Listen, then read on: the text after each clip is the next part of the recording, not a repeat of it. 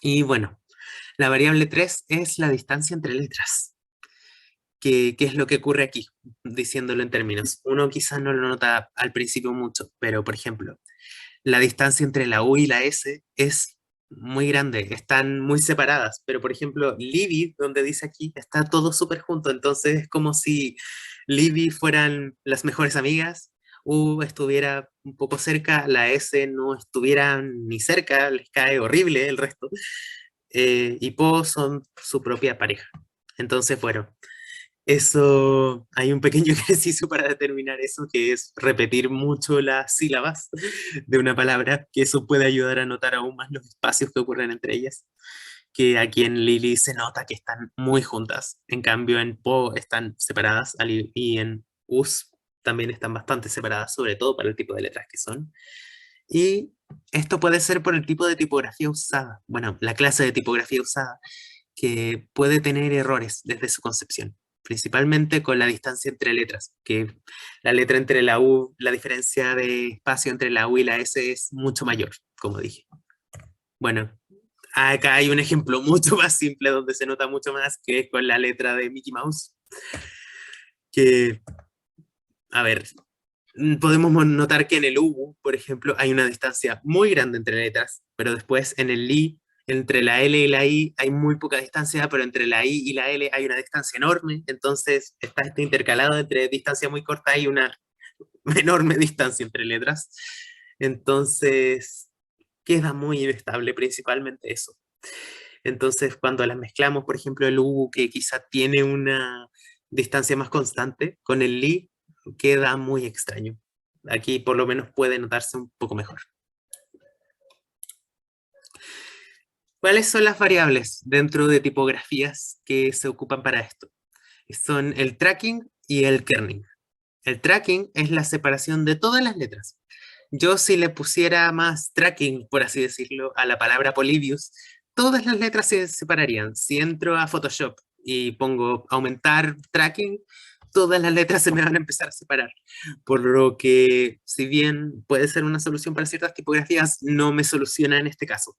En este caso lo que me soluciona es el kerning, que se encarga de la separación de una letra con otra solamente o tres. Lo importante es que puedo hacer una selección y no es de la palabra completa.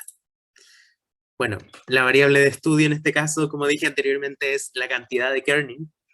Las funciones son práctica y estética, ya que un logotipo con un kerning mal diseñado, como es el caso de la tipografía que usé, que es la tipografía Charter, es más difícil de leer y tiende a tener un peso visual más desequilibrado. La interacción de estudio es el espacio entre cada letra del logotipo por las variaciones del kerning, errores en la tipografía original, como dije. El valor de medida de la variable es el porcentaje de kerning y, bueno, si estamos midiéndolo analógicamente puede ser los milímetros de distancia entre letras. La tipología de recursos o el conocimiento necesario es el cálculo de distancia entre letras y el ajuste del kerning. Bueno, en los programas, o al menos en Procreate, ocurre que uno puede cambiar el porcentaje de kerning en una selección dentro de una palabra. Yo puedo aumentar el kerning, por ejemplo, entre Libby, que salía en Polybius, y hacer que las letras se separen, solo el Libby se separe, y el Po y el Us queden intactos en Polybius. Bueno, ¿quién puede saber de esta profesión? Un diseñador con conocimientos en identidad de marca, manejo de pictogramas y software de edición tipográfica, principalmente software de edición tipográfica. Lo de manejo de pictogramas lo pongo principalmente para poder equilibrarlo a la propuesta anterior de precisamente ayudar a un peso visual y poder quizá compenetrar un poco ambas variables, pero lo más principal en este caso es alguien que sepa de edición tipográfica y un diseñador con conocimiento en manejo de tipografía.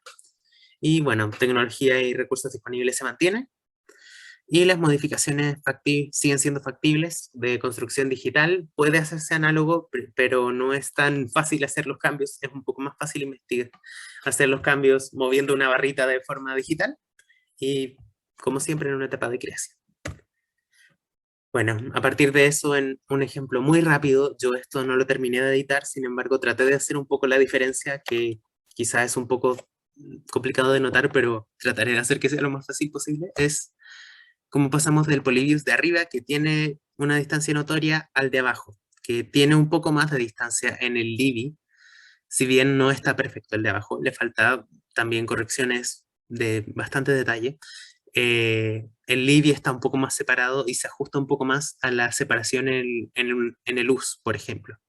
Entonces hay un poquito más de cohesión entre el kerning de cada sílaba.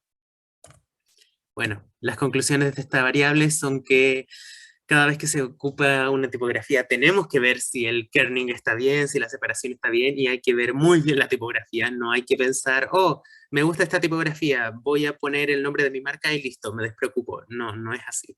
Hay que evaluar bien, hay que ver cómo se ve y hay que tratar la tipografía como si fuera un pictograma más, por así decirlo, una imagen más dentro del logotipo.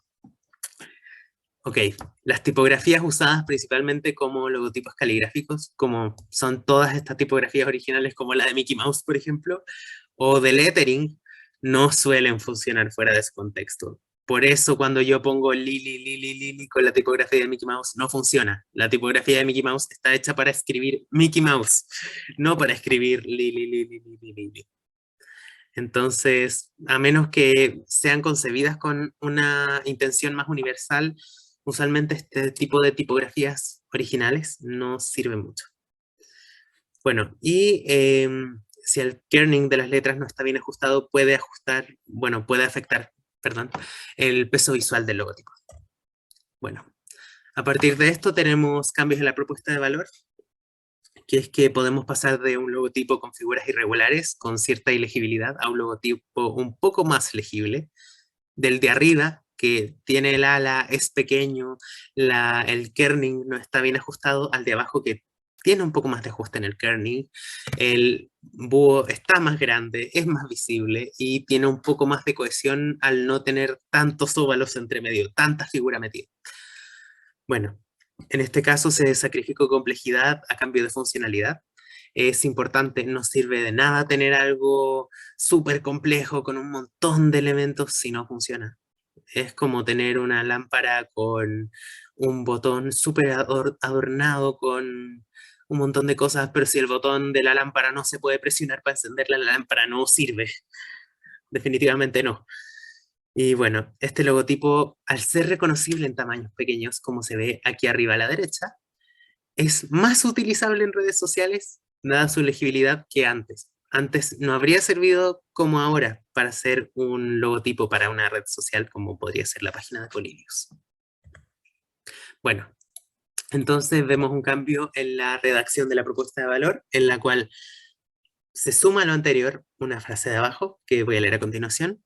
Sumado a esto, el logotipo se vuelve legible y reconocible en tamaños pequeños como una foto de perfil en Instagram o una marca de agua. Le damos la posibilidad a este logotipo de ser una foto de perfil, una marca de agua, algo mucho más difícil de implementar. Si yo quiero hacer un timbre, por ejemplo, de Polybius, es mucho más sencillo hacerlo con el logotipo de abajo que con el de arriba, ya que no hay elementos tan pequeños ni tan inconexos. Entonces el proyecto adquiere una nueva capa de facultades gracias a estos cambios en la propuesta de valor hechos por poder hacer más prototipos, ver más variables, ver qué no funciona y ver qué variables podemos modificar para hacerlo funcionar. En este caso fue ya el logotipo inicial quizá puede servir, pero no funciona tanto como podría. ¿Qué podemos cambiar? Podemos cambiar la letra, podemos cambiar el pictograma, podemos hacer cambios en ese logotipo para que funcione. Es por esto que es muy importante y muy necesario verlo con un experto para poder hacer estos cambios y no hacer decisiones arbitrarias como, por ejemplo, no sé, alguien que quizá no tenga muchos conocimientos o nociones de diseño podría querer poner más elementos en el logotipo de arriba y entonces el logotipo sería francamente irreconocible e imposible de recordar si es que tiene muchos elementos aún más inconexos. Yo incluso que estoy estudiando, después de haber estudiado un año y medio, este es mi cuarto semestre de diseño, después de haber estudiado 3 semestres, cometí errores en el logotipo de arriba, entonces una persona sin conocimiento puede en efecto hacer un logotipo que no le ayude. Bueno, aquí concluyo mi presentación. Muchas gracias por la atención. Espero que tengan una muy buena mañana, tarde o noche y que tengan muy buena semana en general. Hasta pronto.